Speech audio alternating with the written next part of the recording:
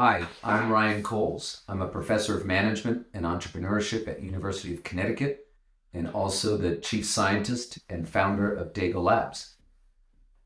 My exploration of how to build businesses in emerging markets and how to build businesses around emerging technology has taken me all over the world.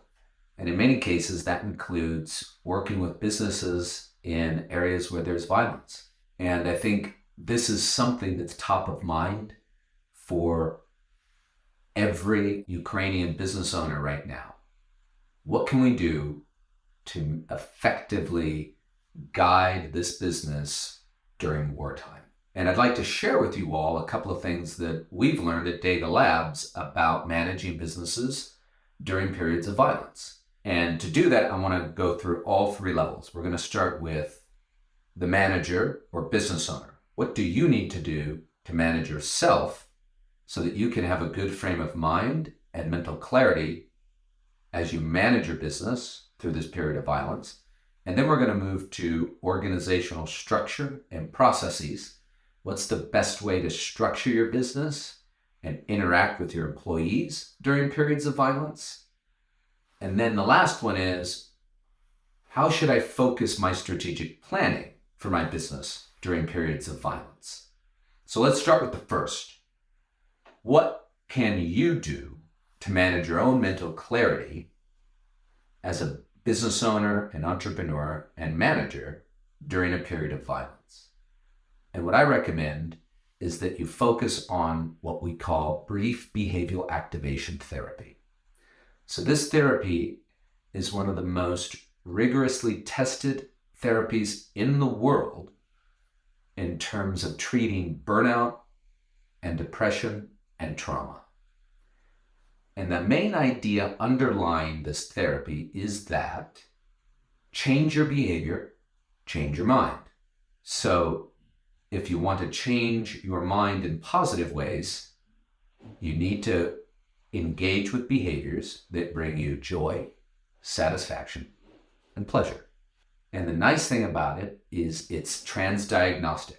So that means this is a therapy that can simultaneously help you with burnout, depression, and trauma. The other thing that's nice, as it says in the name, brief, which means you can start to notice differences in your mindset through behavioral activation therapy almost immediately. The other nice thing is simple to administer. So the way it works is, first, you start by mapping out and listing the types of activities that bring you joy, pleasure, and happiness. Once you do that, you need to spend a few days tracking how much time do you spend doing those activities. Once you have that baseline, then what you do, just like doses of medicine, you subtly and incrementally increase the amount of time you spend engaging in those activities that bring you joy, pleasure, and happiness. Now, if you want to augment the impact that this has on your mental health, then what you do is you add an additional element to it. That additional element is also making a list of the people you enjoy spending time with. Who are the people enhance your life that you gain emotional support from? And so then what you want to do is cross-link that with the activities that bring you joy, happiness, and pleasure. And you want to slowly increase the amount of time you spend doing those activities with the people that you care about most. And if you can do both of those together, it enhances the effect of brief behavioral activation therapy. And so that would be my first piece of advice to any executive, business owner, or manager who's looking to manage effectively a business during a period of war. You've got to start with effectively managing yourself. And brief behavioral activation therapy is one of those things that I found to be the most effective for executives and business owners in managing yourself and your own mental resilience. Now, one other thing I want to mention about brief behavioral activation therapy is that it can be administered to multiple people at once. So you can walk a group of 50 people, and it'll be just as effective as you walking one person through brief behavioral activation therapy. And this is where I want to kind of transition away from you managing your own resilience, right, and your own motivation and capability to the organization. And I want to start with first, during a period of war, you have to be more human in your management. Less operational, more human. And what that means is when you're interacting with groups of people in your business or in one-on-one interactions with people in your business, you need to spend more time making sure that they are in a good place emotionally and mentally. Because the productivity of everybody during a period of war drops significantly. And I'm sure you've all experienced this. And so what I would suggest is as you start to apply brief behavioral activation therapy to yourself, you're going to want to think of ways in which you can apply and use brief behavioral activation therapy with members of your organization. And again, the nice thing about BBA, or brief behavioral activation therapy, is you can administer it to somebody and they don't even think or know that it's therapy, right? You can just work with them in a performance review where you go over their work and then you can ask them about the things that they enjoy doing most. Do they have time? When was the last time they spent doing some of those things? And then start to track with them the time they spend doing it. And for them, it's just a cool added thing that you're doing. You just come across more as a human manager. But really what you're doing is you're giving them treatment for depression and burnout and trauma that has been shown time and time again through our academic research to be at least as effective as actual medicine for depression, burnout, and trauma. So for organizational management, that's point number one. Find ways to help all of your employees to engage in activities that they get joy, happiness, and pleasure from, and help them find ways to do that with people they care about. Because it's so easy during a period of war to close up, be a recluse, and all that does is exacerbate the trauma and burnout and depression that you feel because of all of the uncertainty and violence and loss going on around you. So again, because I'm a professor and I like to review, one, you start with yourself, managing yourself really well. And my suggestion is treat yourself with brief behavioral activation therapy. Engage in those activities that bring you joy, happiness, and pleasure, and try to do that with people that you care about. Then you expand from there. How can you, in your interaction with members of your business, help them also engage in brief behavioral activation therapy? And you can do this in one-on-one meetings. You can also guide groups of your employees through brief behavioral activation therapy and do follow-ups. All right. Now, more on organizational structure.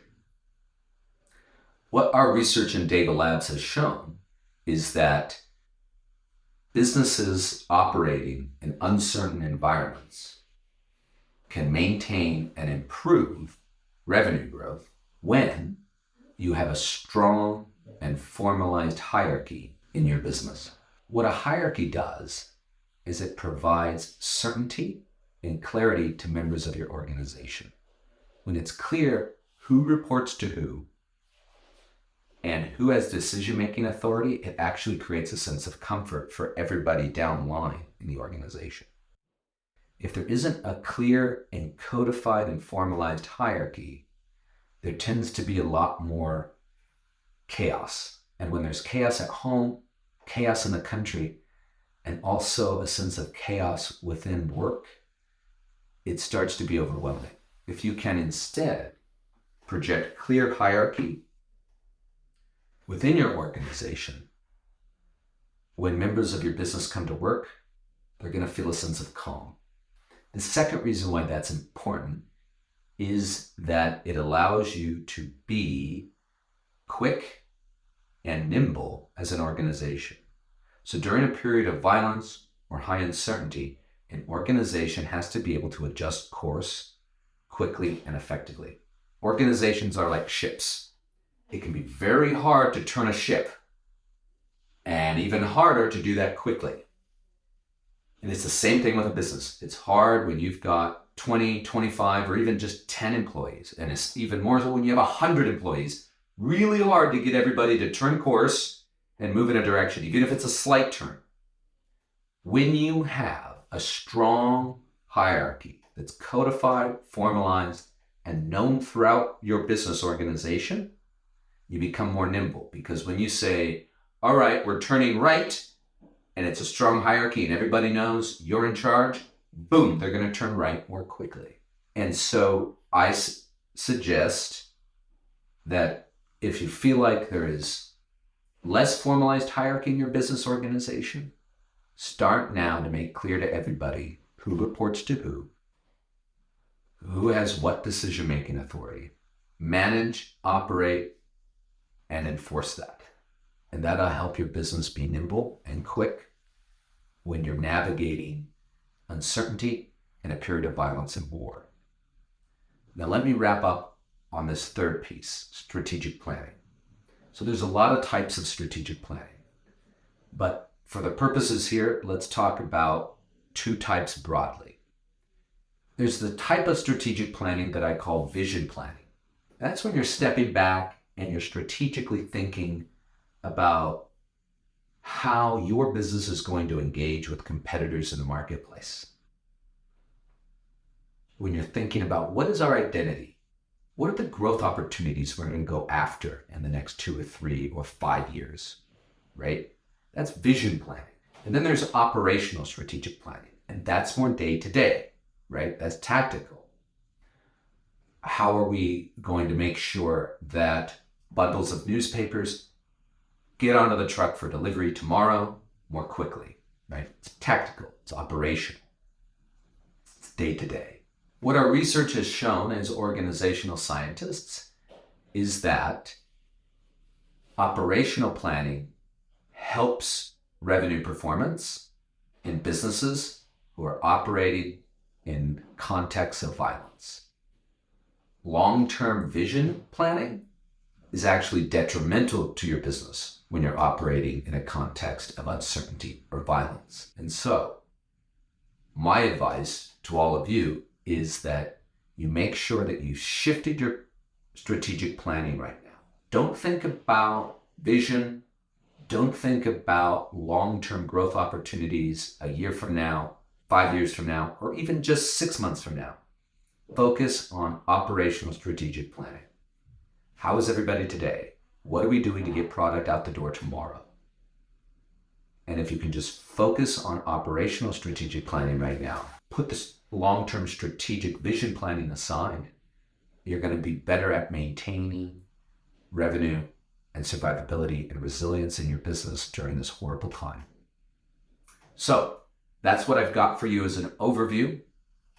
We went over first focusing on managing yourself effectively during this period of uncertainty.